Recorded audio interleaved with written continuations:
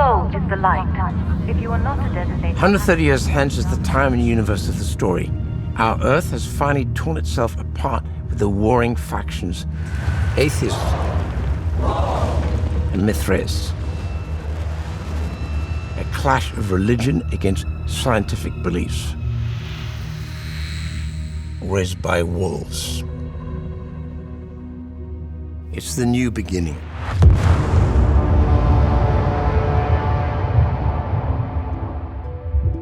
This is a story of a mother. A father.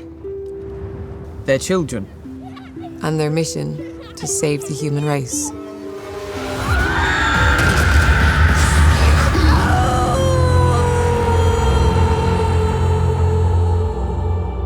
During the war, 2 androids are captured by the Atheists.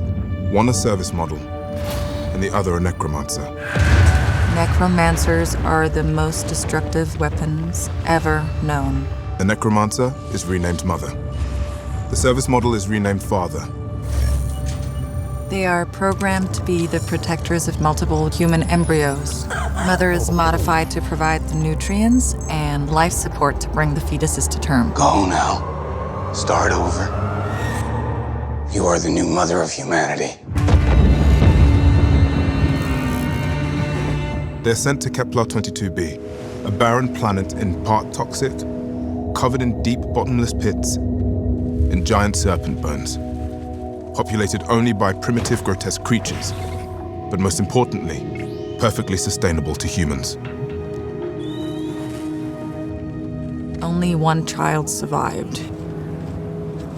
He is called Campion, named for mother and father's creator. We no longer have any hope of increasing our numbers. There is only Campion, and when we break down, he will be alone. He needs to be with other humans. Even if the Mithraic are delusional, he is better off with them than with no one. So, Campion sends a distress signal to the hovering Ark. This brings Mithraic soldiers, among them is Caleb. The war is all Caleb has ever known. He'd been fighting in the Atheist army since he was just a boy. Seeing their cause and their planet lost, Caleb and his partner Mary steal the identities of high-ranking Mithraic dignitaries Marcus and Sue. Can these things do plastic surgery? Ensuring their passage aboard the Ark of Heaven, a transport bound for Kepler 22b, the new Eden. The Mithraic, whom they stole their identities from, had a kid called Paul, and they pretended to be his parents. On the planet, Marcus discovers a settlement maintained by 2 androids and a human child. To Marcus's dismay, one of the androids is a necromancer. She lays waste to the Ark and kidnaps 5 Mithraic children. One of those children is Paul. Marcus is reunited with Sue and a small band of survivors from the Ark. Sue is determined to rescue Paul from the androids. A necromancer is a killing machine, not built to be a mother. She won't let them pray, and then they begin to get very sick, like the other children did. Father learns the food they have been serving is radioactive. Against Campion's better judgment, Father decides that they will hunt and eat the indigenous creatures instead. While tracking their way back to the settlement, Marcus hears voices and believes them to be that of the Mithraic sun god Sol. He proclaims himself the prophet foretold by the scriptures, the orphan boy who will come to lead the race into the next evolution of humanity. And so, a lifelong atheist and enemy of the Mithraic has become a believer and their leader. Marcus knows Paul will do anything for him, so he asks him to steal Mother's eyes to take away her power. Paul succeeds, and Marcus imprisons Mother. However, Marcus's behavior becomes increasingly erratic. Fearing for her and Paul's safety, Sue escapes with the children. They leave in search of the fabled tropical zone, an area with a warmer climate, rain, and vegetation. As mysteriously as the voices started, so they ceased. Seemingly abandoned by Sol, Marcus's disciples assumed treachery.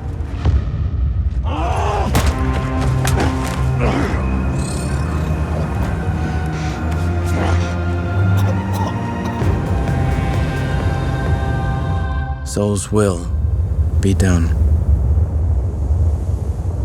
Thank you, Soul.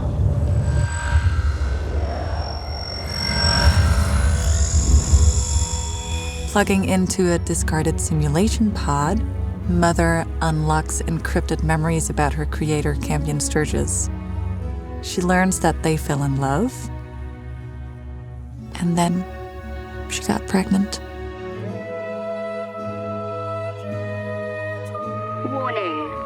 SIM is not intended for Android interface.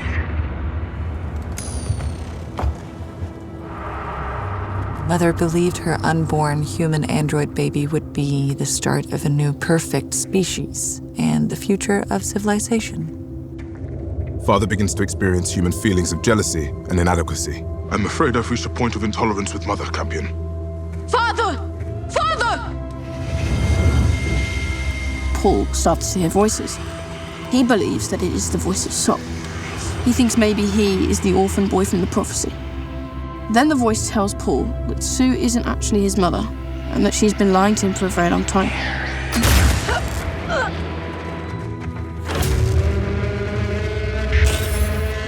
Mother has visions of a cryptic ritual.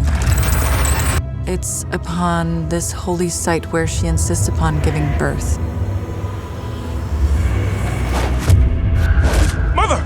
The assailant is in possession of an undeveloped human skull, but one not formerly of Earth.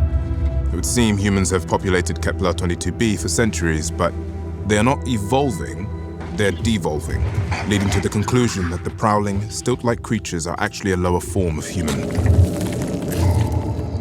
And that is not the only skull that Mother finds. This one appears to be of an android, the idol from her visions. This realization sent Mother into labor.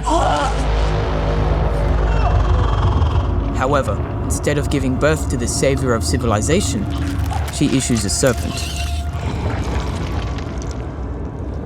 To protect the family from their assumed failure as parents, as well as the serpent, and the two fly deep into one of the planet's pits, expecting to burn up in its molten core. They didn't.